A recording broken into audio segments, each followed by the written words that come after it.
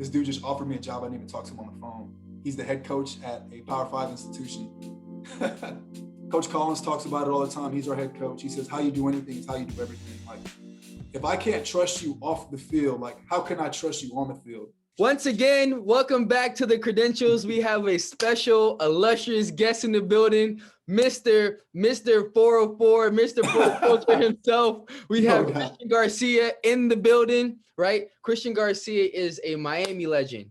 He is a Berlin Jesuit legend. He is a Malone University legend. He is a Florida Tech legend, a Santa Fe legend, a University of Florida legend. There's more. A UNLV legend. And now presently, he is an assistant linebackers coach at the University of Georgia Tech. Buzz. I don't know why I put the fours up, but Buzz for the culture. Yeah, for the culture. Yeah, you can say 404 the culture, for the 404.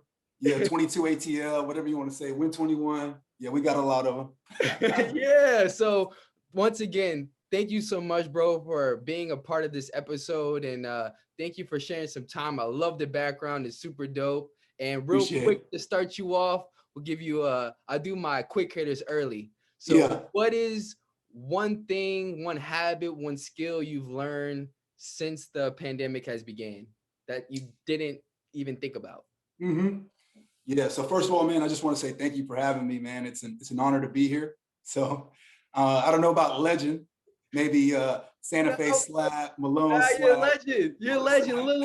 Look. When you get to do what you love, you know what I'm saying? When you feel like work isn't really work, you're a legend. Because you figured out the cheat code. You figured out you got to do what you love. That's really key. And figure out a way to get paid for it. Figure out a way to take care of yourself for it. You're a legend. You figure that out. So in my opinion, you're a legend. Let's go. Appreciate it, man. Yeah. We're just touching on your question.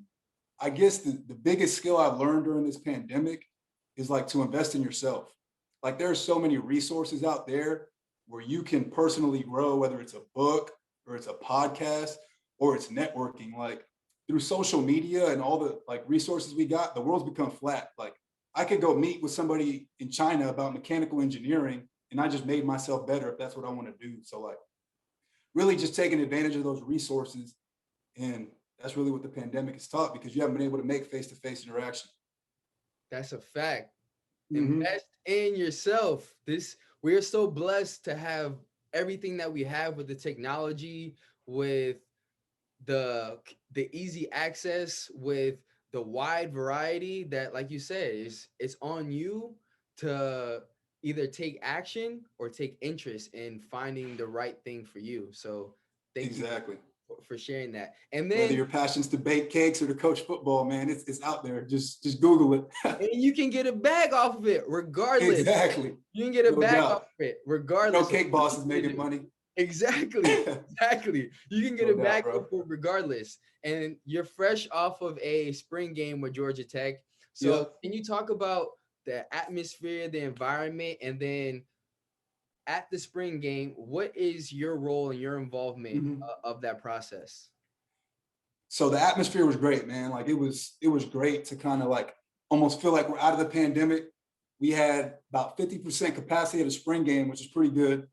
And then, I mean, it's really for the fans. It was on ACC Network. We're trying to make it out there with no injuries. So it was good for the fans. And then it was also good to evaluate. So a lot of the young guys got to play. The linebackers, we got a couple early enrollees that got to play. So it was good to see them.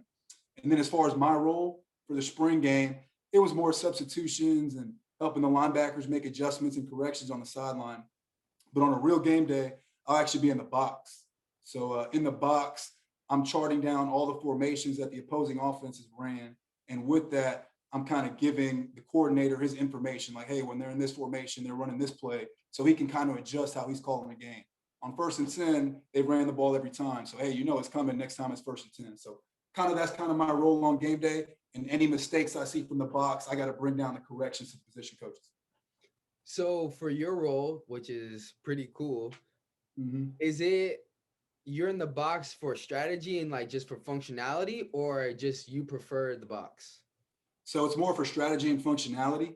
So really the way that the staff is structured is there's a linebacker coach, and there's a GA or a QC or an analyst. So each position kind of has two coaches. So you kind of need one in the box, you need one on the field. The one on the field makes the adjustments, and the one in the box has the bird's eye view. So they can see what's going on. You can actually see what happened. So really, the people in the box is more for strategy and functionality at the same time. Ah, the Yeah. more you know, the more you Yep, exactly. So how did COVID, because last year you were, a coach during COVID, how Yeah. did that affect your role and like your staff's role and how you did things in terms of Mhm. in-game strategy? Absolutely. So as a GA, you get all the glorious tasks in the building, whether that's refilling the coffee or getting somebody a new notebook and some pencils. But I mean, definitely just added to the task. It almost felt like only like 10% of your job was football, whether you were in the locker room, making sure the kids got their masks on, making sure you're socially distant in a meeting room.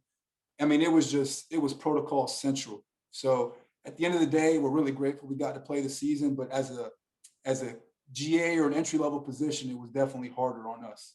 Mm. And then, I mean, Coach Collins from the top down, he did a great job of emphasizing what needed to be done.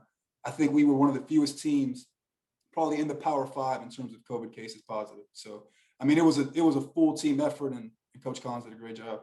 And you're in Atlanta, which is Yeah, they don't believe in COVID. no doubt. So that is Yeah. definitely pretty impressive. So Mhm. now that we have an update on current life, let's go back, rewind the tape, if you want Mhm. to say. And so growing up, who would you say was your role models? What would you say is your parents? And as far as like football, did you have Yeah, coaches or players that were your role models and people that you looked up to? definitely. So I kind of had an unusual upbringing. So it was kind of a single parent household, not a non-traditional household. So my dad wasn't around a lot of the time, and my mom was absent with certain things. So I wouldn't say my role model was in the household. I had really strong grandparents. So my grandfather, that's my guy. He took me to my first sporting event. He first introduced me to the love of sports. And then from then on, it was kind of like a coach here, a player here. I'd watch an E60 and I see this dude doing this thing. He came from this place. And it was like, man, I want to be like that guy.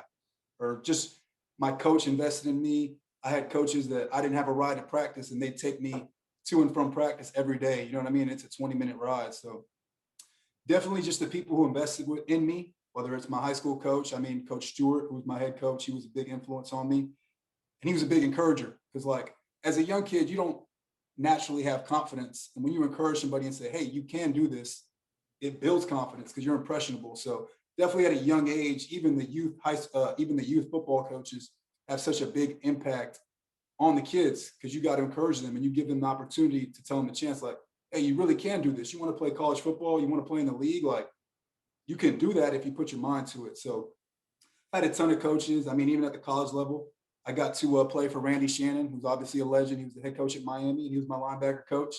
I was starstruck the first day I walked into the meeting room, and like, man, this is my coach. This is Randy Shannon. So yeah, growing up, I was a Canes fan. Didn't play for the Canes. Don't root for them no more. But yeah, definitely just coaches. Those are the people who really impacted me, along with my grandparents and my grandfather specifically. I was a solid player growing up. I was never the star player on the team. And Mhm. it's like, even when in like high school, middle school, the coaches would tell me, hey, you'd be a better coach than you are a player.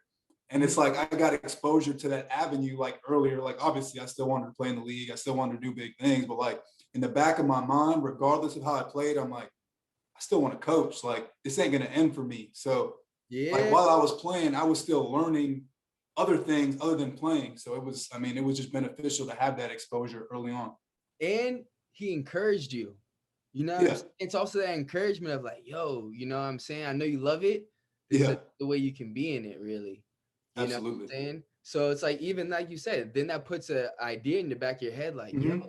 because as I understand as like a kid, this shit goes in one ear and out the other, Yeah, absolutely. to a certain Hmm. extent. But it's like, damn, you see, when they look at our YouTube, it's like, oh shit, he's a football coach, and then it's like, then they hear more of your backstory, like he started here, he was a film Yeah, coordinator. You know what I'm no doubt. saying? Hmm. I always had an interview with my friend who's coming out tomorrow, and Yeah. like she literally restored a fucking association That's wild. while at UCF Uh-huh. and paid her own, they had to pay their own dues. They didn't have like Uh-huh. no like money from like student government to be like, yo, Yeah. take this trip. And it was through like her sacrificing, she networked and met up with people that helped her get into ESPN. You're also telling a story of that's real, where it's like that's really hard for just a mom to do. You know what I'm saying? Absolutely. You know what I'm saying? Sometimes like that happens where your mom can't handle the pressure of Exactly. the real life. Cause as we know now, like you have no kids, right? No, no kids. Hey, I have no kids. We understand. We Yeah. understand like the seriousness it is to take care Yeah. of yourself and to try to provide for yourself. And also as a minority, you're trying to Yeah. fight uphill battles for opportunities. So Absolutely. you know what I'm saying? So what kept your head on straight of like, because in that situation where it's like you have your grandparents there, but they're out of touch of Yeah. like how things are moving and shaking. So like what kept you grounded and level-headed to like go on a path of productivity? It's almost funny, man. Like, I guess some people can pinpoint a why, but I don't have like this specific why. Like, I think I love football. And then something drove me like, hey, if you don't get passing grades, you can't play football. If you go do this stupid thing, you can't play football. So I feel like obviously I've gotten to this point where I have my own morals, my own values that I stand on and I believe in. But like growing up, like if you have something, like hold on to it. Like if that's going to keep you out of trouble, or that's where you want to be in life, like you see that helps somebody else be successful, like hold on to that, because I mean, really that's all you got. Like if you're going to fall into the other things, then you're really just not living a life of purpose at that point. So I guess it was really just holding on to the game and like just knowing if I do these bad things, I can't play the game. And then coaches tell you these cool little speeches all the time, and they instill good morals in you, and eventually you hear it 1,000 times and it becomes who you are. So definitely those are the big factors. Shout out to your good coaches, bro. Real No talk. doubt. Shout out to your coaches, because even having that, bro, that's not really common. You know what I'm No saying? doubt. That's not really common Yeah, of you like you go coach. to the playground in freaking Liberty City and they're betting on little league games. So Yeah. And there ain't and all good coaches everywhere. but there's good coaches everywhere, but most coaches do it by reverse psychology. You know, at least when we're Yeah. growing up, I always feel like most of the time it's like, yo, you can't do this, like you're whack, like you know what I'm Mm-hmm. saying? Like y'all terrible, like what are you Mm-hmm. doing? And then Yeah, to motivate you to do better, is what I absolutely. feel like most coaches do, which I think nowadays is kind of being disproven when you look at real successful people. It's like Mm-hmm. at younger age, they were always told like it's possible, you can do it. Yeah. There's you just got to keep figuring it out. Like it's not Mm-hmm. the end all be all. There's always a different opportunity to Yeah, no doubt. have success. So Mm-hmm. I think more and more people are realizing like that's really the key to making more successful people or more Yeah. people. You have to encourage them and just let them know like there Yeah. there's such thing as challenges. There's a lot of Mm-hmm. different talented people. Like Michael Absolutely. Jordan didn't win every year. No. There's years he didn't even make it to the finals. People act like, Exactly. you know what I'm saying? Like Mm-hmm. the Pistons were there. Shaq beat him, Yeah. when he was Jordan, Mm-hmm. So it's like there's other talent out there. It's not, you just have to keep creating, like we said, Yeah. keep adapting and keep Mm-hmm. finding a different way to succeed. So when you went to Berlin Jesuit, right? Berlin Yep. Jesuit is a private school. Did you go there Mm-hmm. on scholarship, or like did you were able to play your way Yeah. to that school? So it's kind of a funny story. So my grandparents immigrated from Cuba, Mhm. and the president of the school, so Berlin Jesuit was actually a school in Cuba, and they moved it to Miami. So Oh, my grandmother went to high school with the president of the school. So I wow. went to public school my whole life, and like eighth grade comes around, and she meets this dude somewhere, and she's like, "Yeah, I have grandkids. They're in public school," and she's like, "Yeah, we can't pay," because he asked, "Hey, why don't you come to our school?" And he was like, "They got full scholarships if they can pass the entrance exam." So my grandma's connection from high school in Cuba got me and my younger brother full scholarships to a private school in Miami. So I mean that's just divine intervention. Like that was also an unbelievable influence. You know what I mean? And then not growing up around money and then seeing these people, it was like, man, I kind of want this life for myself. So No doubt. There was a bunch of good influences around there. So it worked out perfect. Wow, that is a big blessing. No And doubt. like we were talking earlier, like exposure is everything. You know, Mm-hmm. when you're exposed to it, and like when it's in like arms distance, or it maybe you're not in arms distance, but it's like, yo, I was just next to this person, and he or she was just next to that person, Yeah. then I can get next to that person. So like Mm-hmm. that is true. And like I always say, it's for me, those situations, it's like hindsight being what it is, it's confirmation, not coincidence. You know what I'm Yeah. saying? As far as like you said, you were so driven in your purpose and Mm-hmm. so probably gun ho of like, yo, I'm trying to do the football thing. Yeah. That the Absolutely. football And I man. had no business to either, man. Yeah. I'm a 6'1" Cuban kid from Miami, and I'm over here thinking I'm gonna be in the league. But you know what? If you shoot for the league, you might end up a walk on at the University of Florida. So it Yeah. worked out. Yeah. So now high school, right? Let's talk about from high school to how you get to Florida. So first stop is Malone University. How'd you end up there? And then you left after one semester. Let's talk about why you left. What was your game plan? Yeah. So coming out of high school, I was a good player, not great. So I was actually getting recruited by some D1 schools. Uh, Bowling Green offered me a Division I scholarship. Villanova was close, and there were a couple FCS programs. At the end of the day, it all fell through. They probably saw me in person and said, "Hell no." And then, so my coach was sending out my highlights to every school he could think of. So Malone University, D2 school in Ohio, he sends it over. He gets a call the next day, and they're like, "Hey, we're offering you a scholarship." This is like 2 weeks before signing day. I have nothing, so I'm like, I take a visit. Can't say I loved Canton, Ohio, but you know what I mean? It was a full scholarship, so I wasn't going to say no. So yeah, I ended up at Malone, a small Christian school in the state of Ohio, which actually ended up being a blessing in disguise because it exposed me to some things that I probably wouldn't have been exposed to. So it wasn't all bad, but I just didn't jive with the city and the vibe and all that. So I had to get closer to home. So I transferred after a semester.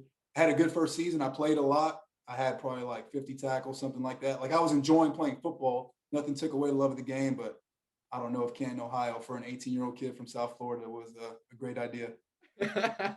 Culture shock. No doubt, bro. What was I don't like? think they'd seen a Cuban person before. Yeah. So like, give me like one or two things that like. What was like the final straw of like, cause you left after a semester. Like, what was Yeah, like one the final semester. That's straw? pretty quick. Like, you didn't even like, let me give it a year. Let me figure it out. Let me get. You're like, nah, I'm not gonna give you a chance to hit spring. Nah. Yeah. Like, what was like the final straw of like, what was the deciding factors? Yeah. Like, it might have been when the snow hit. So I'll never forget. I had an economics class at 7:30 a.m. And I'm walking out the dorm, and I have no clue what black ice is. I'm just walking out in like flip flops, like it's Florida. It's like 20 degrees, and I stepped and I lost my footing, and I fell right onto my back. And it's like 20 degrees at 7:30 a.m. I'm like, Ooh. man, I don't know if this is for me. And then I mean, I'm acting like a tough guy, but I had a longtime girlfriend too, who was still in Florida, so that also factored into the decision. Probably wasn't the best idea at the time, but it definitely worked out. Okay. Yeah, Oh, what do they say? The crazy things you do for love. yeah, exactly. All right. So I would love also too if you how much of you can dive into it, like I mean, how what value what morals and values did you gain from that university that you think you Mhm. wouldn't have been exposed to, that you mentioned it a little bit earlier? Absolutely. So I went to Belen Jesuit, like we spoke about. It's a Catholic school, and I grew up Catholic. I mean, my family is Catholic, but I mean, we weren't practicing. We didn't go to church every Sunday. And it's kind of like you sit in mass and the priest talk and they give out the Eucharist. And as a 16, 17-year-old kid, it goes in one ear out the other. Half the time you're just trying to stay awake. So then I get to Malone too, and it's like a whole different experience. It's a Christian school. Like they're singing in church. Like a good time. Like they're like, there's FCA, like this stuff starting to make sense. So like I felt like I was exposed to like Christianity in a way that I hadn't before. And it was like I was more like a sponge at the time versus just hardened to it. So I mean, definitely just my exposure to faith at that time. That was something that I wouldn't take back. And just the experience, like I met some great people. And I mean, like we said, relationships are everything. And football and in life, like you can't take those things back. So I mean, there's dudes from Malone that I talk to this day, and I knew him for 4 or 5 months. And no knocks to Catholicism, but it's like it seems sometimes it's more about the tradition and the practices than it is about practicing the religion, if that makes sense. The message. Yeah, It's more about the aesthetics than the message. exactly. Which I feel like is religion is just basically a way for you to feel comfortable for the message, so you can, Hmm. create a relationship with a bigger energy. That Yep, absolutely. bigger energy to do what you want to do. So I always I always feel like it's weird, not to really get off random, but I Hmm. always feel that it's weird that people battle when religions against religions battle each other, when it's like Yeah, the main message is just to be a good person, right? exactly. No so doubt. so you're telling them the way they're saying that. I mean, Hmm. we all have common sense, so Hmm.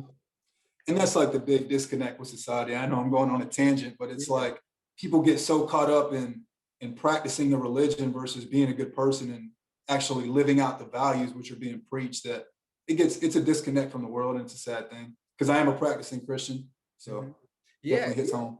and for me, like I grew up non-denominational. Hmm. For me, I feel like I don't really practice religion. I kind of Yeah. just practice more spiritual. I'm more just Hmm. practice karma, kind of like Yeah. if I'm a good person and I Yeah. do as many good things as possible, I'm gonna keep reaping what I sow. I'm gonna keep, Absolutely. and then in terms of spirituality, it's kind of like Hmm. I follow certain things on social media of like Hmm. either people doing good or just motivation and like Yeah. just spiritual things that just resonate regardless of whatever you practice. So No doubt. And it's kind of funny because I mean it's human nature to think like that too. It's like all the people that have invested in me, it's like, man, I feel like I have a duty to invest in someone else. Like I can't wait till I'm in like a hiring position or coordinating position where like, man, I could lift other people up. And it's like just give back that karma and that good energy because I mean nobody gets to where they are by themselves. Like I could have as much pride as I want, but I didn't get here without the help of somebody and somebody saying yes. So I definitely having that. I agree with you.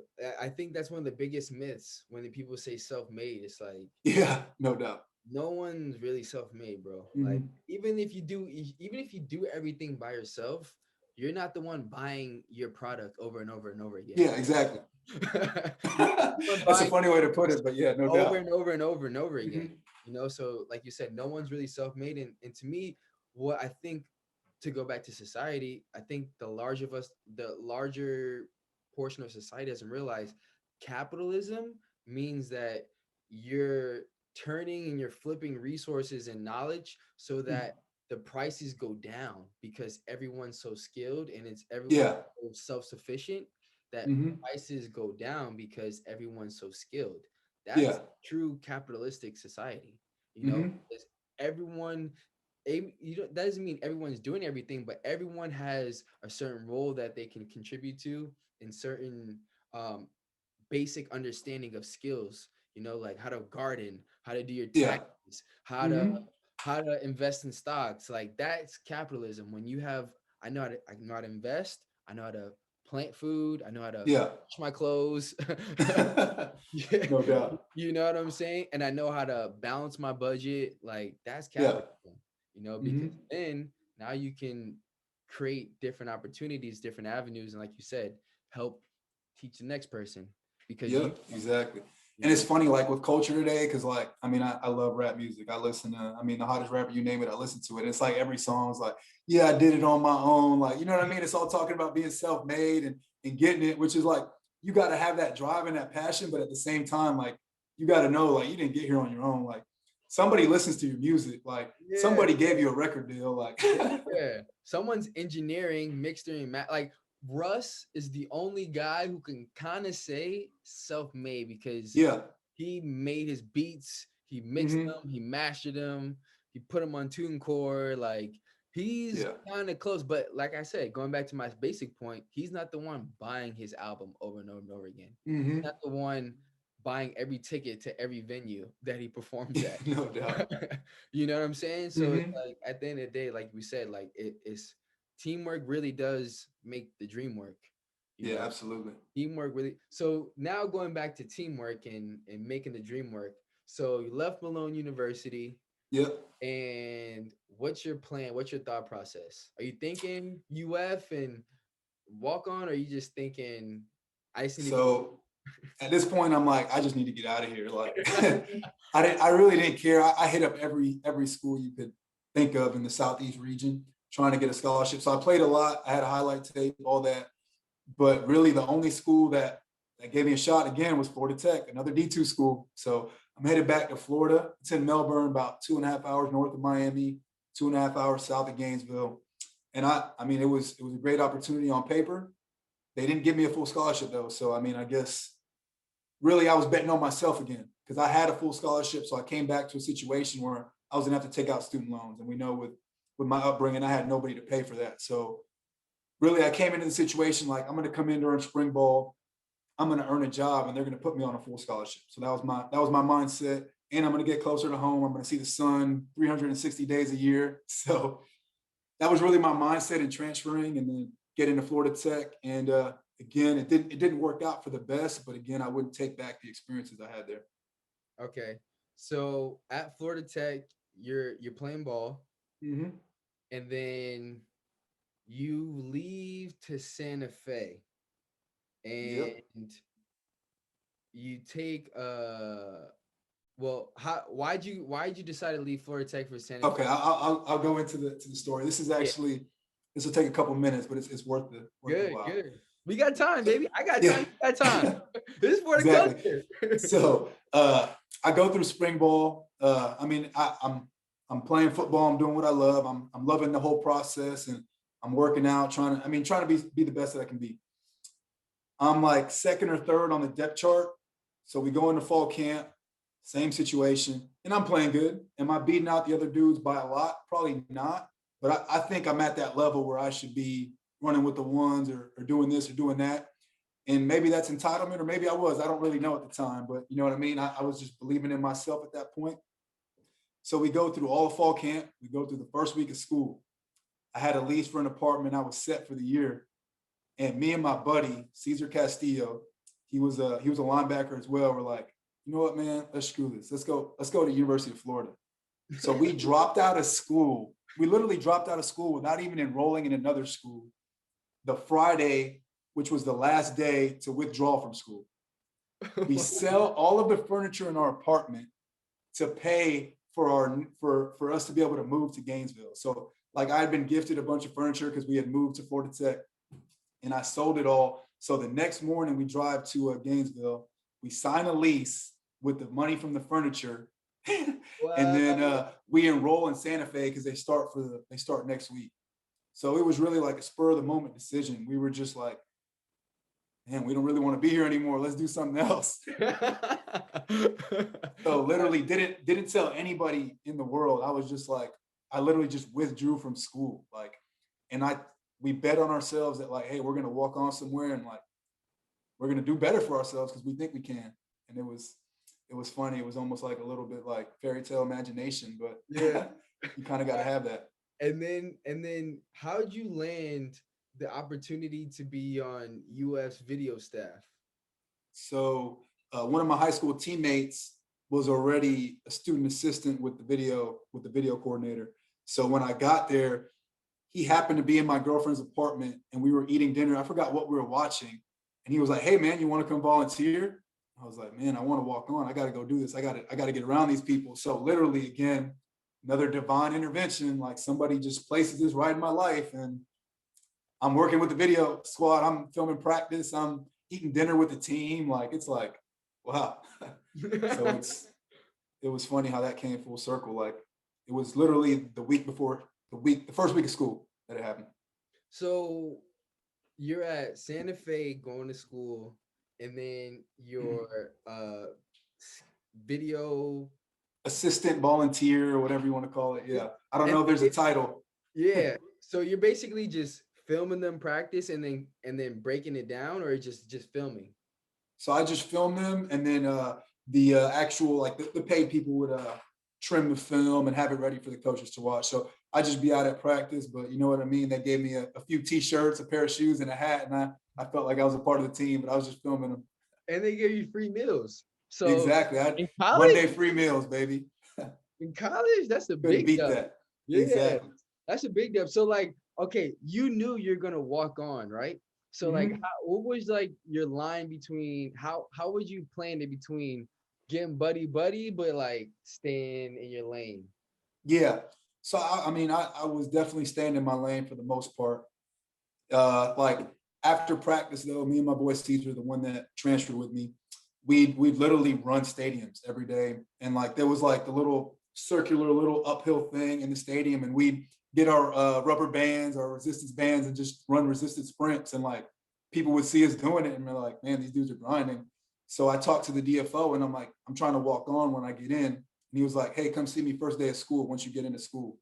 So it was kind of like he just saw us working, he saw us volunteering, and he kind of gave us that encouragement again. Somebody gave you some positive affirmation and we ran with it. We were we were like 8 months away from being accepted into school and we were doing pool sprints. Yeah.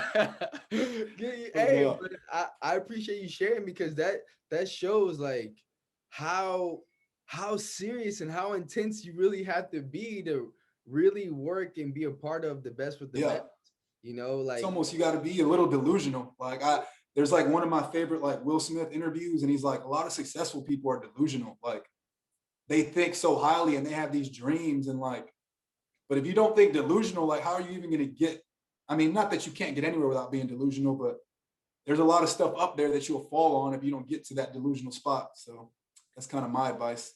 and because a lot of times the people around you, just because the fact that they haven't done it or they haven't seen no one do it, they're gonna Hmm. actually tell you you can't do it. You know, Absolutely. no matter how a lot of times that happens, no matter how much talent, you know what I'm saying? Absolutely. If those people haven't done it or can't experience it, that happens in your everyday life. People Yeah, tell no me doubt. things every single day because it's like I haven't done it. I haven't seen no one else Mhm. do it. Yeah. Just hear bad stories supposedly. So nah, you Uh-huh. can't do it. You can't do it. Yeah. And they don't even know, no, they Mhm. don't even know the dedication, the passion, the work, Exactly. the knowledge, the intent, you know, that you bring Hmm. to the table. It's just the fact that a lot of times when people project their insecure, people will like how they say you let someone talk and they'll just tell you who they are. Is because Yeah. people, if you understand communication, people will tell you their insecurities. People will Hmm. tell you their fears, their Yeah. worry points without you having to say it directly to them. You just phrase it a certain way and people will tell you like, Hmm. hey, do you think I can do this? And if they haven't done it, they'll probably say, nah, you can't do that. No doubt. I mean, that's life. Like, that's why I'm just being real and vulnerable on this podcast. Like, the night that we transferred, our teammates came to our apartment. They're like, you know, you're never going to play football again, right? Like, that's it. Football's done for you. And I just looked at him like, I really didn't even say anything. I'm just like, you can think this, but like, I have this vision for myself in my mind. Like, when I was in high school, I told myself I was going to play D1 football. And like, I still have that in my mind and I'm going to go do it regardless of what you say. So just being like, if you're man enough to talk about your insecurities and your vulnerabilities, I feel like it gives people encouragement. Like, man, I can really do this. Like, this dude's going through something. They just see the IG pics. Like, that's just a highlight reel. Like, yeah, I posted a picture in a uniform, but there was a lot of dark moments to get to that point.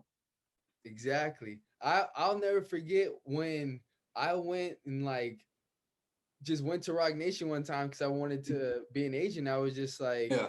yeah, I just pulled up, dressed up, suited and booted, and like tried to walk in. Yeah. And then I That's what just you got gave to a do. story. Yeah, I flew there, but I gave him a story like, yeah, you know, I just drove 22 hours just to be here. My professor Mm. told me, my professor told me a story. And, Yeah. you know what I'm saying? I just want opportunity. And like I got really, really close. And then she's Mm. like, I just don't know you, and blah, blah, blah, blah. But I'm like, yo, I She just want wouldn't have even got close if you never to. pulled up to the door. Exactly. You know, Mm. I wouldn't even. And then what ended up happening is I ended up getting into a sports agency, and this was like junior year, Yeah. right when you need to figure out an internship for like Yeah. I know what for you're talking for, about. for credit, because Mm. give you all perspective. Me and Chris know each other from UF Sports Management Program, and prior to this, I didn't even know the Malone and the Santa Fe and the finessing. And first day out, I'm dropping out. So Yeah. Well, Did you just Google all that? yeah, that might have been a bio. I like to do my research. Yeah, no And there doubt. might have been research out there for me to look up. Yeah, no doubt. What It's I in mean? the bio. Yeah, the link in the bio. Mhm. But you know what I'm saying? Like you said, when you really believe and you really want to do something, like Mhm. you gotta do shit that no one's ever done. Yeah. That's originality. Is like doing you the 100%, going all in on you. That's really Mhm. originality, because everyone's doing everything that has already been done. Like someone tried to walk on before. Someone's Yeah. already tried to, be an agent before. Someone's already made Mhm. podcasts before. Someone's made a show. Someone's did this. Someone's did that. It's about how you're going to do it and lean into how you want to do it, because the vision you see for yourself, no one's ever seen before. The style and the way you want to do it, no one's ever done it before. So it's up to you, just going 100% yourself, and that's how you rock it. And that's how you go from, no one's ever went from Malone University starting at University of Yeah. Florida. No one's done it.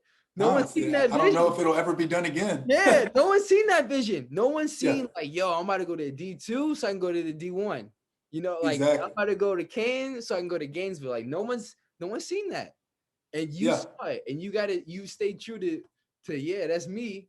And Mhm. look where we're at. Now we're talking Yeah. about it. We're reminiscing, and you have Mhm. that as an anchor point of like, yo, you doubted me? You remember what I did? I can't doubt Exactly. myself. Look what I did. You know? Exactly. And I mean, now it's just, now I got belief on past experience. Like I've done these things, like what can I do at this point? And it's like, at the same time, I'm saying like I know it wouldn't have happened without other people in my life. So like I would be remiss to not thank everybody who helped me get to that point. So I mean, I think where people get lost and the disconnect is like they don't find something worth fighting for. Like if you don't have a passion like that you feel worth fighting for, then I mean you're really not chasing anything. You're not living with purpose. So I think the hardest part for most people is finding what they're passionate about. And I found it at an early age, luckily, and kept my head on straight. And I've been living delusionally ever since. And that's real though. That's real though. It's that's one of those things where it's really hard to get a grip on. Like Yeah. how what am I passionate about? That's a thing that a lot of Hmm. I think almost everyone really struggles with, you know. Exactly. No doubt. So I always say, like you said, going back to what we said, adaptability. Just keep trying things. Hmm. And one of the goals of the credentials is just sharing different things you can try. That's what I Yeah. love doing. So every time I get to learn and get to share someone's journey, I also get to, spread a different way of approaching this thing called life in America. Absolutely. Because what's crazy is, let me tell you what's something crazy where I thought about too, right? It's the reason why we can't find a passion in terms of like a work or a career is because it's not human nature. You know, Hmm. human nature is just to eat, reproduce, survive. Yeah. If Hmm. you really think about it, like Yeah. the earliest of humans weren't, hey, I'm going to be lawyers and doctors. And you know what I'm saying? They were just, I need to find food and Yeah. I need to eat it. And I need to lay down somewhere where I don't get killed in my sleep.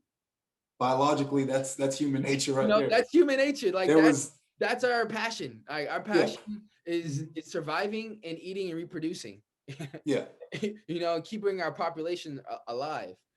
So it's like the American lifestyle is kind of not. It's not human nature. So that's Mhm. why you gotta try different things. You Absolutely. really want to think about it. You really break it down. It's like, damn, you're right. Like building houses and cars. Yeah. That's not human. That's just something because we're so Hmm. creative and we're so resourceful. We have so much ability to make our life Yeah. easier. That we just created all this stuff. Absolutely. But They're really just societal constructs. Like society made these things, and now humans are doing these things. And like, I'm grounded enough. Like, we're talking about my story in this podcast, but like, there's bigger things than just football and all that. Like, it's a big part of my life and what I do. But really, society created the rat race. Like, you trying to be the best at this, or you trying to be number one in your profession, or make this amount of money, or you know what I mean? But it's really just society created it, and a lot of times it gives people a blueprint to live a better life and stay focused at the same Mhm. time. Exactly. Just like religion, that's Mhm. really the guide of religion. Like religion is not bad. It's the people who are in those positions. That's what makes Yeah. it bad. And that's what warps the view of it, of Mhm. religion, of society. It's like none of these things are bad in nature. It's just there's some people that are bad natured Yeah, and exactly. bad intent. You gotta, and that's why you have to educate yourself and inform Yep. yourself so you can understand what Gotta stay woke. able to decipher it and make the best choice. Because at the end of the day, you don't know sometimes, but the goal is just to make the best choices possible or be Mhm. aware, everything happens for a reason, they say, based on the choices that you make. They never finish Yep. the part. Everything happens for a reason. Yeah. Based on the choices you make. Yeah. Your life is the sum of your choices. Yeah, exactly. Mhm. Like when people say like, oh, it's destined for you to go to UF. No, no, it wasn't. No. It really wasn't. Based on what I'm hearing, like it really wasn't Yeah. like you No. weren't like, yo, I'm gonna do this. It was just like, you know what? Yeah. I'm just They gonna said no to me a lot of times before I got there. yeah. Just again the spring semester too. Exactly. All right. So all right. Now we brief intermission, right? So now we're back to the chase and the pursuit Yeah. of being a Florida linebacker. So Mhm. first day you're at UF. Describe the walk-on process for someone Mhm. and what would you have to do and how'd you end up making the team? So, like I said, the director of football operations, George Wynn, he said, "Hey, come to my office first day of school." So I did what he said. I come to his office mid-afternoon, and he walks right out when I get there. He's like, "Hey, just sit here on the couch." Doesn't come back for like 2 or 3 hours. So already right there, he's trying to weed me out. So 2 or 3 hours goes by. He comes back to his office. He's like, "Hey, come back tomorrow." Same exact thing happens. I sit there for 2 to 3 hours. On the third day, I come back, and I'm not going to say no. He's like, "Okay, here's all this paperwork. Go fill this out by Friday." So I had to get a physical, a sickle cell test, like a bunch of stuff that could barely be accomplished by within the next 2 days. So at that point, it's Wednesday. So I get it done, and he's like, "Hey, okay, next Wednesday, meet me here. We're gonna have a tryout." So I come back, and then there ended up being a couple dudes there at the tryout, probably about 10 to 15 dudes at the tryout. They take us through some cone drills, whatever your typical, just to see if you can move and be a functional scout team player at that point. And I go through the deal. I mean, I've been training up until that point. I actually worked construction during the day in the summer and then trained at night. So that was another part of the hustle. I was digging holes for pools in construction in 100-degree Miami heat. So that was not fun, but I needed to make some coin because I was not on scholarship. And then so I did the tryout. They called me back in that next Friday, and they were going to tell people who made the team. And it was me and a punter. And I mean, that day was, I mean, it was surreal. I almost broke down in tears. I'll never forget. Like I was over there by Gator Dining after they had told me. I'm like, man, I made the team. I'm about to put on this jersey. Like it was just a surreal feeling. Like all those years of hard work, like all the people that told me I couldn't do it, like, and then all the people who helped me do it too at the same time. Like it was unbelievable.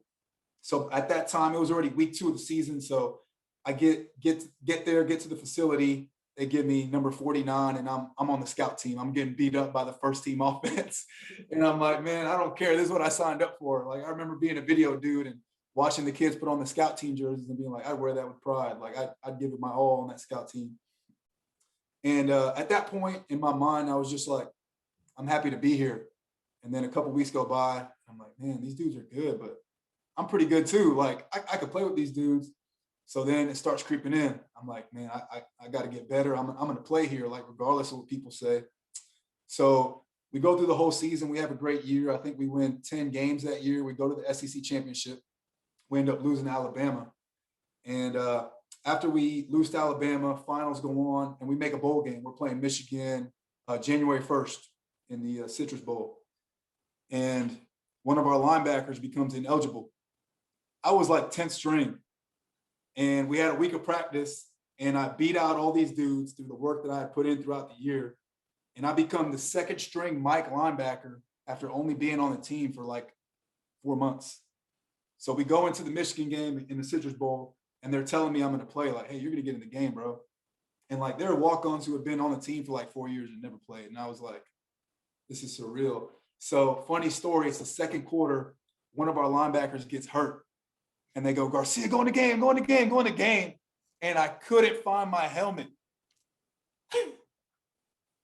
I could not find my helmet.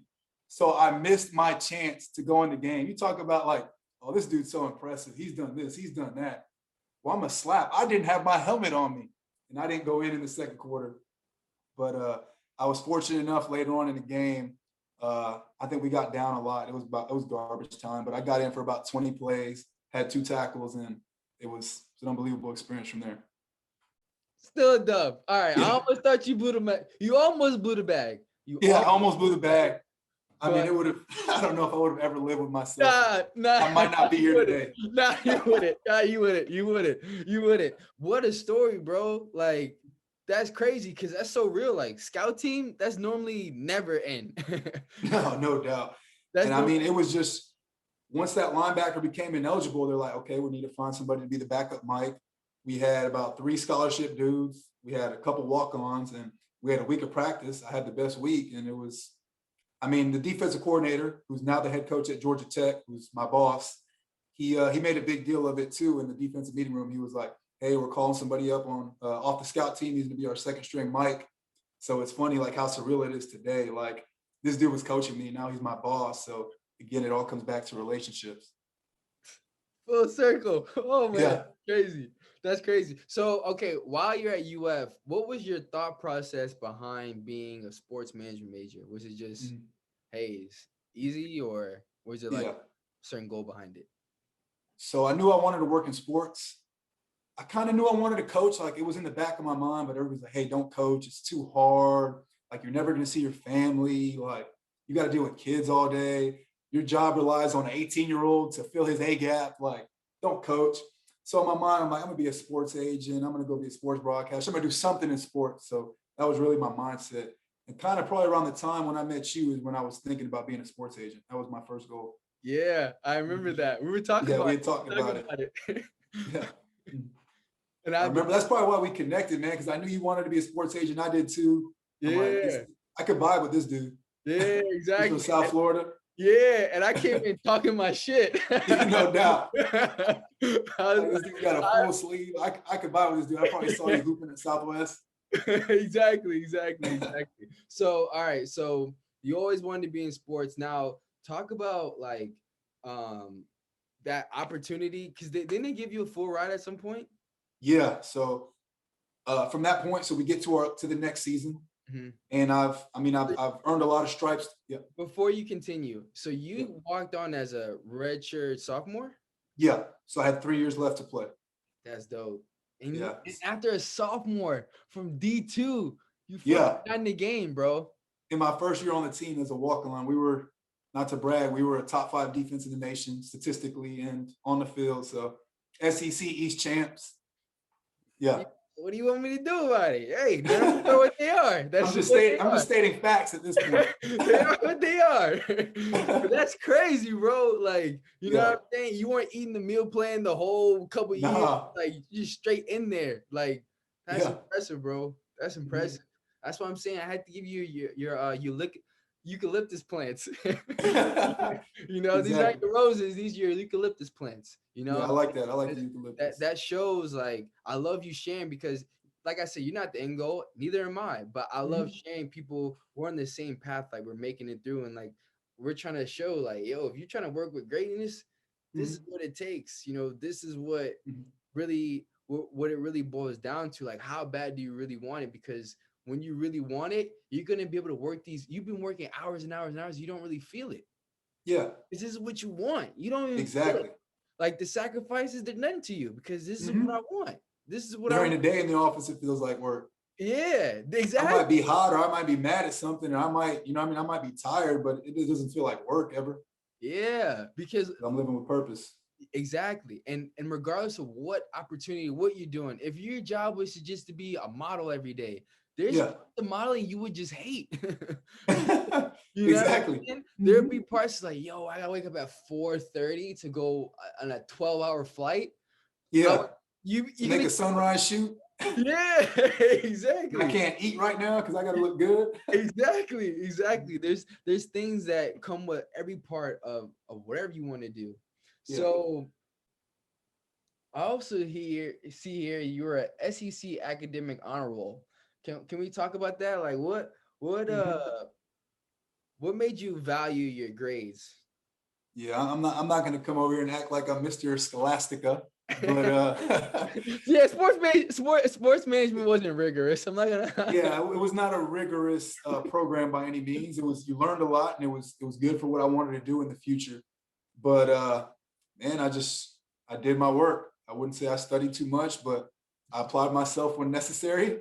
And there wasn't an assignment that I left undone, because I mean that's half the battle. You just got to show up, put your name on the paper, and you'll get some sort of grade. So really, I mean, just Coach Collins talks about it all the time. He's our head coach. He says, how you do anything is how you do everything. Like, if I can't trust you off the field, like, how can I trust you on the field? With sports management, that was really like 30% of our grade was just, Yeah. can you make that 9:30? Can you No make that doubt. 9:30 Monday, Wednesday, and Friday Yeah. after you've done what you've done the day before? Uh-huh. Exactly. Oh man. All right. So talk about how on the UF team you worked up from being a special teams player, and then talk about after that, what was it like the week of when you got your start senior day? So I actually started before that. The bio was incorrect. It's not your Oh, fault. okay, So okay. yeah, yeah. Fine. So my junior season, my redshirt junior season, I'm working my way up.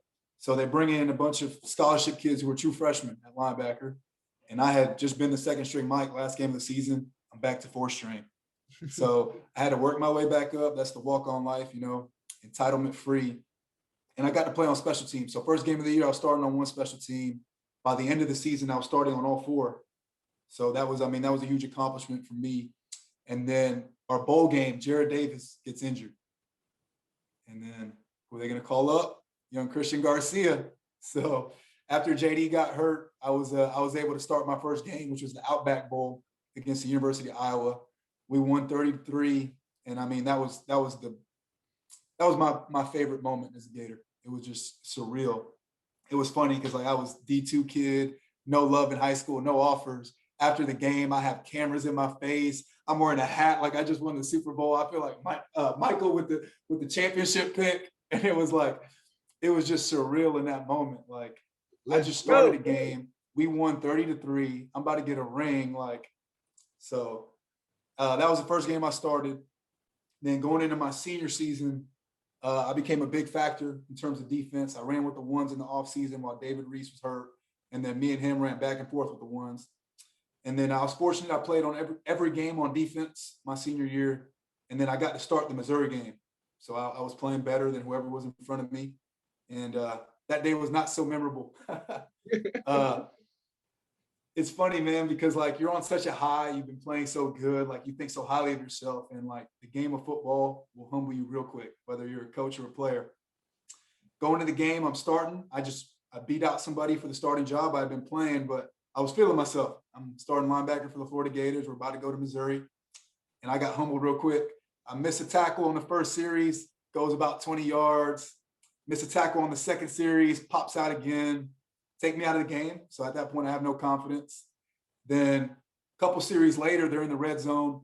They put me in the game like cold, like it's probably like 30 degrees in Missouri. So I'm not stretched out. I'm already in my feelings because I've missed a few tackles. They pulled me out of the game, and they checked and ran a wheel route on me, scored a touchdown.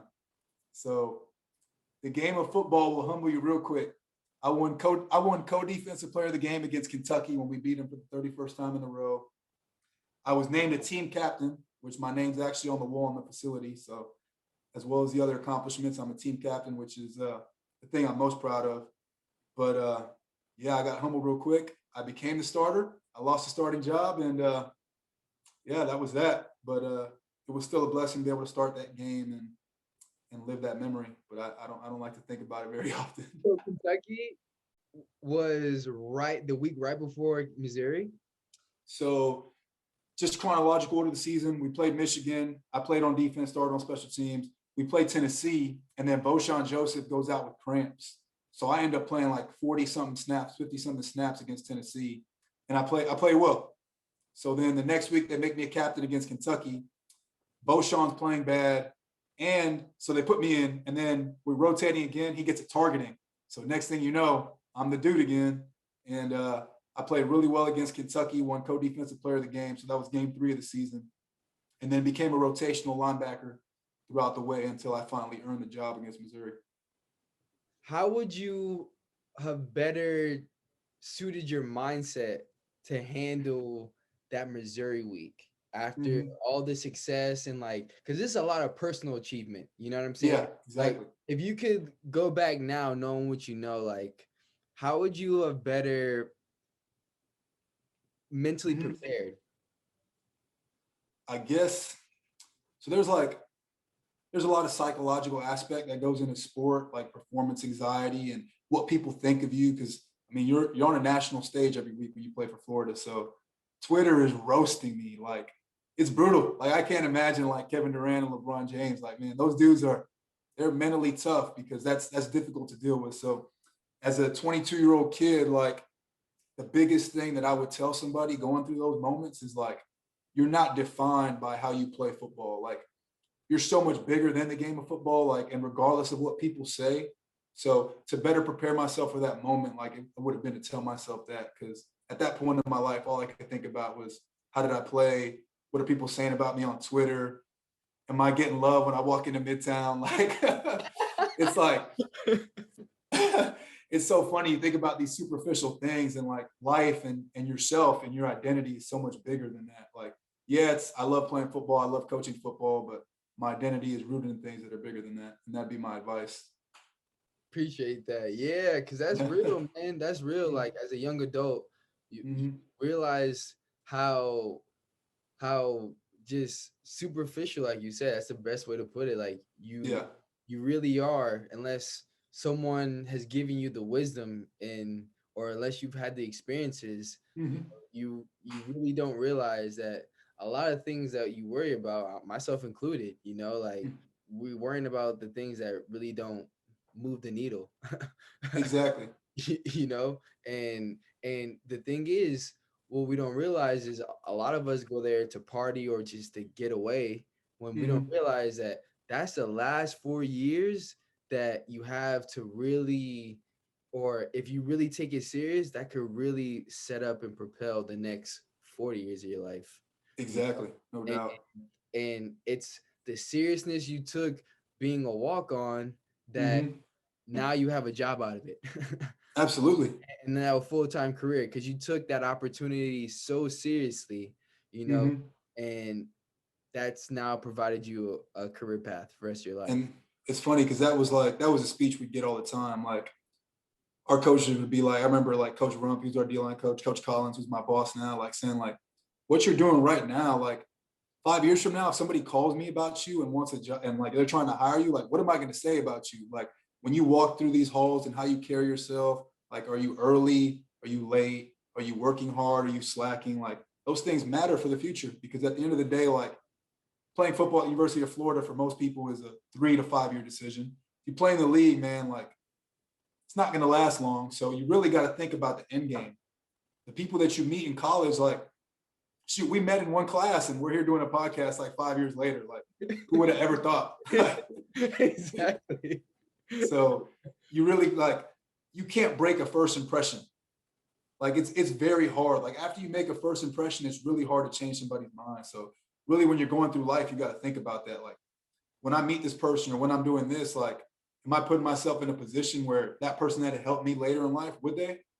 And then how do you treat the people who can't help you right now?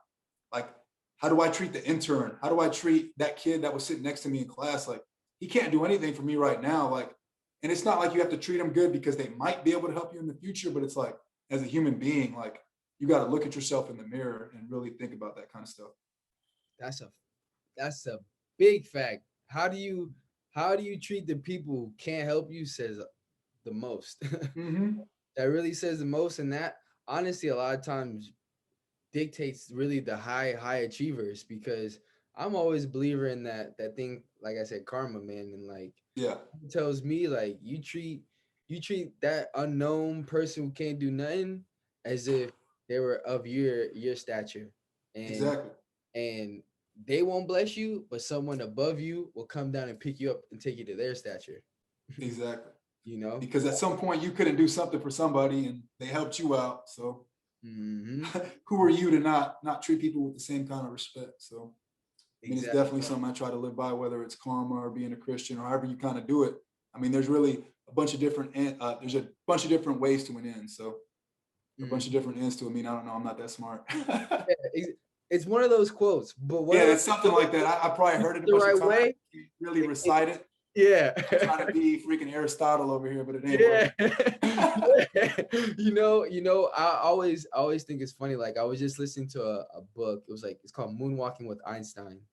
And his whole thing was like memory. And like he's like a reporter who ended up looking into memory world champions and how they do it. Mhm, And Moonwalking with Einstein, mhm. that's how they do it. They make the things that they're trying to remember into like vivid and weird objects, so Mhm. that that knowledge attaches to that weird, unique object.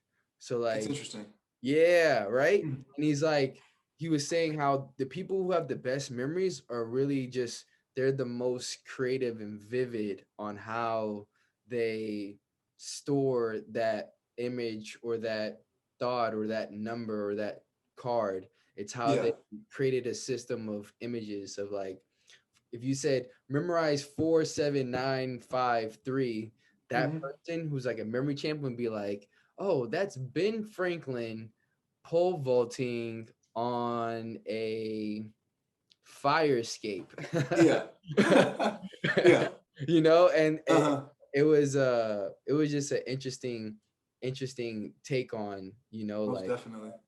That's ways. kind of some of the philosophies in coaching too. We always got to have buzzwords because the more words that you use to describe a technique or a scheme, the less the kids are going to understand it. So they got to associate it with something that they'll remember. So I mean, that's one of the crucial things as well, and something I believe in coaching, which is a different topic. Yeah. So now coaching, right? So Mhm, you've had a very productive time at University of Florida. mhm. How do you go now from University of Florida to Las Vegas? Yep. So Coach Collins, who's the head coach at Georgia Tech, he was the defensive coordinator in 2016. He leaves to become the head coach at Temple. Randy Shannon, who was my linebacker coach, previous head coach at Miami, becomes the defensive coordinator. And Tim Skipper becomes the linebackers coach, which is now my new position coach. So I know that's a long-winded story, but it'll come into play here in a second. So Tim Skipper, after we're done playing, becomes the defensive coordinator at UNLV. I'm fresh out of playing, and I text every coach I know, hey, I'm looking for a GA job. Within 10 minutes, he says, hey, I got a job for you. You're hired if you want it. So just like we were talking about earlier, the impression I made about being serious about my craft as a player, like he knew I could trust this dude. Like, is he making the right decisions when he's not in the football facility? And when he is in the football facility, is he somebody that I would want to work with? So really what I did from Florida, it was instantaneous. And then I wouldn't say I accepted it right away as a 23-year-old kid again from Miami. Like, man, am I really going to go move to Vegas? Like, I'm going to get paid $800 a month to go work like a dog. Like, do I really want this? So again, there were the doubts, but I trusted Tim Skipper, who I call Skip. So I mean, he's been an unbelievable mentor to me. I worked with him for 2 years at UNLV, so he kind of got me started in the profession. I wouldn't be where I am without him. And he gave me a lot of responsibility early because he trusted me, and I was able to cut my teeth in a great working environment. We didn't win a ton of games, but I learned a lot. So talk about that experience as a GA at UNLV. Are you taking classes, Yep. and are you doing like film work like how you're doing at UF, or did you have a different roles and responsibilities? Yep. So as a GA, you got to take classes. You got to be in a minimum of 6 credits, which is what they deem full time for a GA. And your responsibilities are really, so you break down the film. You don't actually have to film practice, but input all the data, down and distance, offensive formations, the plays that they're running, and our defense, and all those kinds of things. You make the scouting reports, the hit charts. You really do all the nitty gritty stuff, so everybody else can get the glory. So really, I mean, like, it's crazy. Like, as a player, everything is done for you. Like, somebody hands you a playbook, somebody teaches you the plays, somebody puts your meal on your plate, like, and you go from that to being a GA, where now you do everything for everyone and you get no shine. So it was an unbelievably humbling experience, but I mean, I wouldn't trade it for the world. Like, you're stuffing playbook binders for kids, and half of them are ungrateful about it. They're going to throw it away and it's going to get ripped up and torn up. But I mean, for the 20% that you get to impact, it's all worth it. So what was the most satisfying part of that UNLV experience? Mm-hmm. So again, like, it's cliche, but man, it's relationships. Like, I got into coaching because there were coaches who invested in me and they made me who I am today, at least a part of who I am today. And it's like, there are dudes that I still talk to. Like, I was a GA, I wasn't their full-time position coach, but like, I love these dudes as human beings. Like, I want to see them be successful in life. So we had a linebacker. He's currently with the Las Vegas Raiders. So, I mean, that was an unbelievable moment when he got signed, and he had a TFL against the Dolphins last year. I hit him up that night. So that was an unbelievable moment. UNLV hadn't had somebody drafted in, like, I don't know, it was like 7 years. He didn't end up getting drafted, but he made the team. So that's my dude right there. Like, from where he was as a human being and a football player before I got there, and it's not because of me, there was a ton of people that were there. I wasn't his position coach full time, but to where he is now and see that growth as a man is like, that's the satisfying part about the profession. It's not the wins, the losses. It's not the money. That's not why you do it. And I could rattle off a bunch of players and memories right now that'll just spark back those same emotions. Yeah, that's dope though. Like, Yeah. the fact that it was from your position though, that Mhm. you're focusing on, that's pretty hard. Yeah. Like, Exactly. I can put that on my resume. That's resume. Put that on your resume. That counts, right? No, That no counts. doubt. Yeah, that's a point on the board. That's a point on the board. Uh-huh. That was my linebacker. I coached that dude. Yeah. No, I was a part of coaching that dude. That's it. That's it. Exactly. That's all it takes. Like, language and copy is so critical to success a lot of times, because Yep. it's how you phrase something has a really big impact on what you're actually trying to convey. Mhm. You know? Takes a village, man. Yeah, yeah. So I was a part of it, and I was a part of that village. Exactly. So now you at UNLV, and I mean, if you pay attention to college football, that's not a traditional football powerhouse. Mm-mm. Not by any And means. and now you have the ability to skedaddle out that, what was that, the Big West? I mean, the Mountain West? Yep, Mountain West Conference. Yep. The Mountain West. Now you have a chance, the Big West. Now you have a chance to go to the ACC Power Five. Yep. How did that come about? Was that just, once again, relationships? Yep. And I guess you could call it failing forward.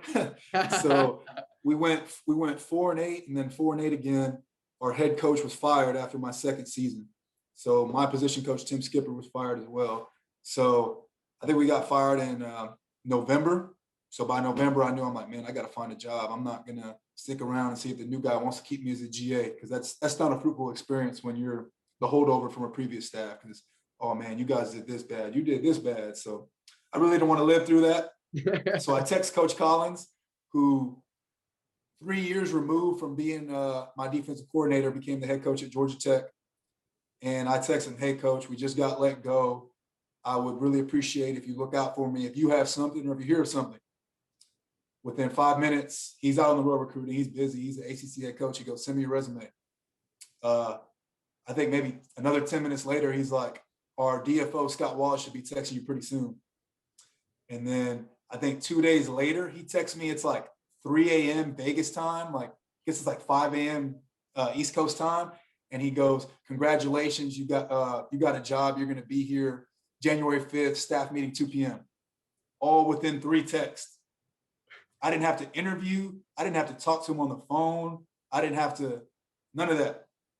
Like we said, like, your first impression, that's powerful. What you do when you think nobody's watching, when you don't think that person's ever going to do something for you. Like, this dude just gave me a coaching opportunity at the Power 5 level. I just got fired. I mean, obviously I didn't have as much to do with it as a GA, but really like just comes back to making those impressions. Like this dude just offered me a job. I didn't even talk to him on the phone. He's the head coach at a Power 5 institution. I'm letting everyone let that sink in for everyone. Yeah, exactly. and that's why I'm so glad of like you sharing your story, man, because it shows the power of so many good days in a row. You know, when you're able to day by day, and it just shows when you're truly committed to your vision, shit just works out for you. Yeah, It just works out for you, man. It's no just like doubt. I always think like for me, like I graduated UF with a 2.9, and Yeah, I got a full ride graduate assistantship to Florida State. that's impressive, man. You know what I'm Congrats. I didn't even know that, by the way. Yeah, I yeah. just didn't want to acknowledge that you were a Seminole. And then Yeah. Yeah, it wasn't by like, yo, I'm just trying to be funny, but it was just like Yeah. offer me a full ride. And Mhm. I got accepted to Clemson, Alabama, LSU, and I didn't even apply to UF because I did want to experience. Yeah. Mhm. I like traveling. And like we know, sports and entertainment, you need a vast network. So I'm like, I Yeah. have a pretty good network at UF. Let me Facts. expand somewhere else. And yeah, I had an under 2.9. I had an under 3.0 GPA, but I had good experiences, Mhm. and I did a lot of just talking, like Yeah. I would call the admissions department at LSU. I would just call this lady, I forget her name, but she was so nice. She's like, just hold on. Let me see if I can work out something out for you. And like she ended up helping me get like a job as like one of the head intern managers for Mhm. Boosters Club at That's LSU big time, bro. Stadium. You know what I'm saying? Now, Yeah. and that was huge. Yeah. No doubt. Like you said, no real interview, just like, yo, that's there for you, just because of we just caught a vibe like that. Yeah. Exactly. And you would And have never known if you were trying to catch that vibe. exactly. And at FSU, it's like I only found out about this because of assistantships, because this kid I graduated with, Kevin Flanagan, Uh-huh. he was doing it at my internship when I was in Colorado. And Gotcha. he told me about it, and I was like, oh, I didn't even know if this was a thing. Yeah. And literally because of him, I was like, I called FSU. I was like, yo, do you have that graduate assistant spot? I'm really interested in it. Because he's telling me it's like you're teaching courses. I was like, oh, that's layup. Yeah. And through him and through that, me just reaching out, and like you said, we got to be an overachiever. You know what I'm saying? Mhm. You don't got Yeah. it. Act like you got it. That's the Exactly. keys I've gotten from your message, bro. You always acted like this is for me. Like Yeah. Absolutely. be a part of this. Like you said, Mhm. it's not even being delusional. It's just you act like the things that you want to attract. Mhm. You acted like a D1 football player, so you attracted a D1 opportunity. You Yeah. acted you acted Mhm. like I'm a coach, and and you attracted I'm a Yeah. coach and I'm meant for this. Mhm. So I mean, you're really just a product of your thoughts and your behaviors. Like what you think of yourself is what you are. Like it's that classic little picture. I mean, you might have seen it on Twitter or something like that.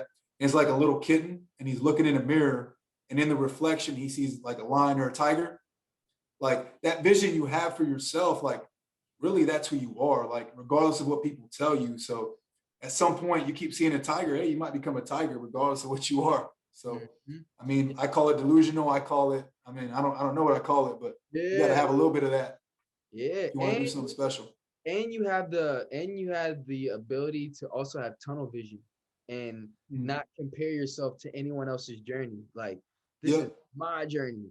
This is Hmm. Cris Garcia's journey from D2 to D1. Like this is how I'm gonna do it. Like, because if you Hmm. look this way, you look that way, you're gonna get disappointed or you're gonna get frustrated. Yeah. It's a slippery slope, man. Like you Mhm, really got to run your own race because it's so easy to compare. Like, man, this dude got a D1 scholarship and I didn't. This mhm, dude's playing and I'm not. This mhm, dude's uh Power 5 position coach at 28 and I'm not. Like mhm. it's gonna be a tough journey if you're gonna live like that. So you really just like you said, you got to run your race and just focus on stacking days because eventually the product of stacking those days is going to be fulfilling your vision. In all And honesty.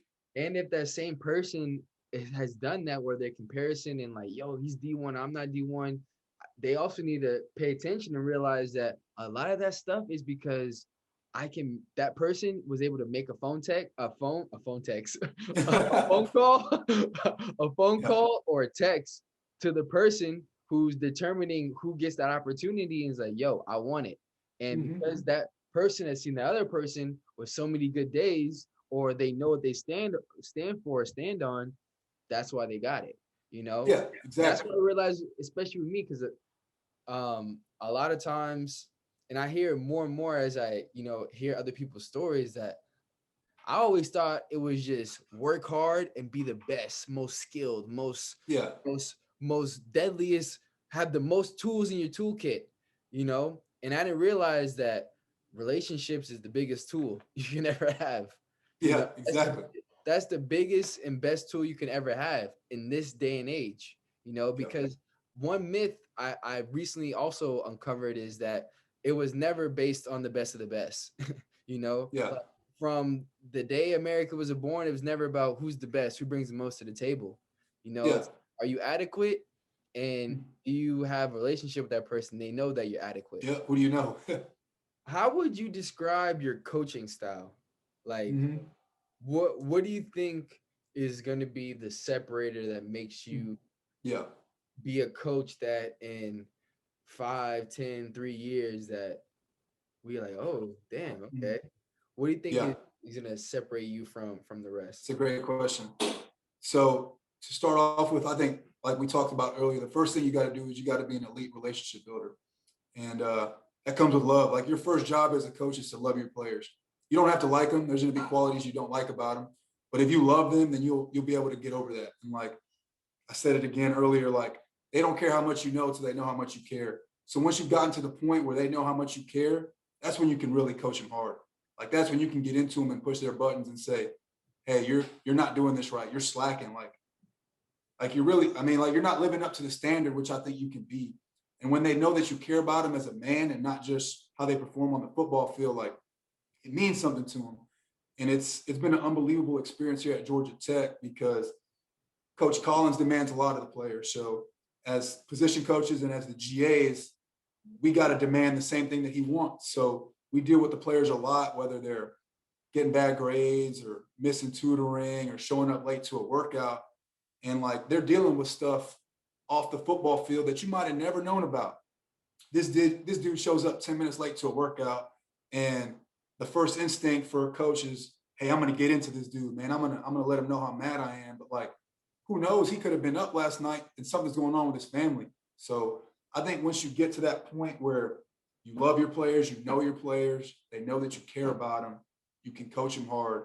And then at the same time, always invest in them outside of football. And then when it comes to the football part, that's easy. Like I'm going to have really high standards. I'm not going to relent from my standards. So I want everybody in my room to be the best. We're going to be there 10 minutes early into the meeting room. We're going to outwork every position group. Our mentality is going to be the best position group in the country. And I mean, I'm not a yeller. But you also got to learn your learner. Like there's some dudes who they want their buttons pushed. You might have to yell at them. And there's some dudes, if you yell at them, you got to shut down. So you don't treat everybody equal. You treat everybody fairly. If that makes sense. So at the end of the day, like some dude might go ball out if you get into him real good. Some other dude, like he's gonna go tank it on the bench. So that's another process too. You got to have great emotional intelligence. Like that's an underrated skill in most professions and especially coaching. Like you got to realize, hey, my linebacker, if I tell him something this way or I teach him something this way, it's not working. So you got to adapt. And how I said earlier, don't treat everybody equal, treat everybody fairly. A lot of times there's a first year guy and he might mess up, or there's a third year guy and he might mess up. The way you treat them is different because there's been an amount of sweat equity that somebody poured into it, or somebody's earned a certain amount of respect. So the dude who's been here for 4 years and never shown up late, and he shows up late for the first time senior year, are you going to treat him the same way you treat the freshman? So to me, at the end of the day, first thing you got to do, build a relationship, love your players, demand high standards, and invest in their lives, and the rest will take care of itself. Like the football stuff's easy, the X's and O's, the techniques, like that comes natural to me. So Because ideally you want to be a lead coach. I really just want to be the best at the highest level. So regardless if that's at the league, if that's in the SEC, if that's, I mean, if I'm coaching FCS, it don't matter. You know what I mean? I just want to be the best at the highest level that I can. So ideally, are you trying to be a coordinator or a head coach or what, or are you trying to go front office? Like what Yeah. do you think? So right now the dream is to be an elite DC. Like I want to be the best defensive coordinator in the country, like lead the nation in sacks, points per game, like be known for coordinating a great defense. Mhm. And if that parlays me to a head coaching job that, you know what I mean, that I want, that's a good situation, then Yeah. I would take it. But I'm not like so focused on being a head coach. I don't want to skip the step of being Yeah. a lead at the little things first. And obviously that's Yeah. being a position coach before a coordinator, but Exactly. Mhm. All right. So like Robert Saleh vibes. Exactly. Every time I hear somebody talk, I'm trying to learn. That's just that's the type of dude I am. I'm curious. It's like the defensive coordinator's game planning in his office alone, and I'm bugging him like, "Hey, I'm gonna sit in here and see your process." Because I mean, at the end of the day, like you can learn from everything. It doesn't have to be a book. It doesn't have to be a podcast. Like it could be seeing how somebody treated somebody at the grocery store. Like you have those opportunities to grow and learn every single moment in life. So I think that's crucial. Exactly. And you can learn just as much what not to do as what to do. Because Yeah. sometimes, like you said, you're in situations where you can't learn what to do, but Mm-hmm. you can always learn what not to do. You know Yeah, what I'm that's half of being a GA right there. I saying? wouldn't do it this way. I wouldn't do it that way. It's easy to pick on the coaches when you're sitting in the back seat. It's not an easy job for them. That's a fact, right? The backup quarterback's always the best position to be. Exactly. No doubt. I ain't got to take the blame. Yeah, exactly. So I want to also figure out from you what books, Mhm. podcasts do you listen to or read that has helped you on your journey in terms Yeah. of self-development or maybe strategy, maybe a little bit of both? Because Yeah. I like hearing people's um, book Yeah. ideas, and podcast ideas, because just because I make this isn't one of those shows like you can't talk about other stuff, because this is Yeah. all about mine is about information and Mhm. and sharing. This is the Yeah. whole premise of this. It's just Mhm. you can come here and learn something, and ideally I want you to share it with someone. Yeah. So there's some Exactly. books and podcasts that you have found fruitful to being the Mhm. person that you are. So I'd be lying if I would say I'm a big reader. I Okay. got a lot of strengths, but I'm not a reader I'm not a reader, I'm a listener. yeah. Audible and podcasts and YouTube Mhm. videos, I Yeah. go in. I go in. And there's books on YouTube for free that I Yeah. listen to. So Mhm. full disclosure as well. So I'm I not a actually, on the car ride, I listened to The Alchemist, which is, I mean, that's more of a fictional book, but it kind of goes back to having that vision and being so driven by your purpose and that vision that you create something for yourself. So The Alchemist was a good read. I got halfway through Atomic Habits. I finished. I couldn't finish. I got halfway through How to Influence People and Win Friends. Didn't finish. So I'm really more of a podcast dude, man. It's tough for me to stick through a book, but podcast, it's a lot of career development. So if you're a football coach, make defense great again. A lot of good speakers on there, and then the coaching coordinator podcast.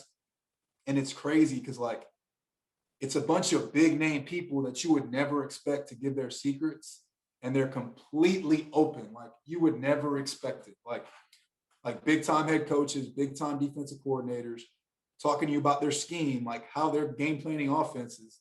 And they're open book, and it's unbelievable because like somebody was an open book with them and now they're an open book. And when I get into a position where I've established myself and people care what I have to say, then I'm gonna do the same because I wouldn't be where I am without listening to those deals. And then anything leadership, John Gordon does a lot of good stuff, and obviously motivational. We had Inky Johnson come talk to us the other day, and Eric Thomas. So I mean, those dudes, they get a lot of publicity because they're the hype guys on YouTube and social media, but they really have a bunch of great content if you're looking for more motivational and leadership. Ooh. So how was that experience up close? Was it So like Inky's unbelievable, man. Like that dude, he walks it like he talks it. Like, and it's funny because we actually got him. One of our quality controls on defense was his teammate at Tennessee. So he did it for free. And he usually goes, I think he's close to 100 grand when he speaks.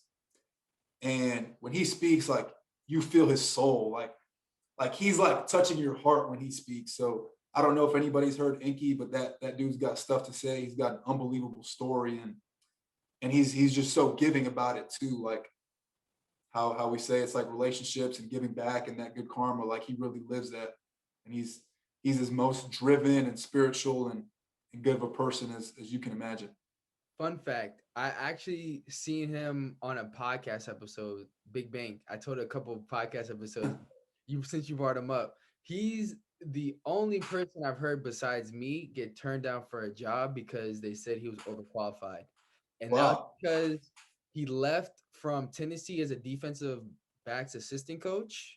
Maybe I think a role similar to yours, to become a coach at like a YMCA. And he was overqualified. And he's like, and like help him play. Gotcha. You know, I didn't know that was a thing until today. So yeah, exactly. And I didn't know. Yeah, exactly. Right. But the more you know. So I want to go back to that coaching thing, since you are a defensive not defensive coordinator. Yeah. Soon. Defensive coach. Yeah. You're defensive coach. So give me one gem that you got from those coaching podcasts. You're like, damn, I'm stealing that. Yeah.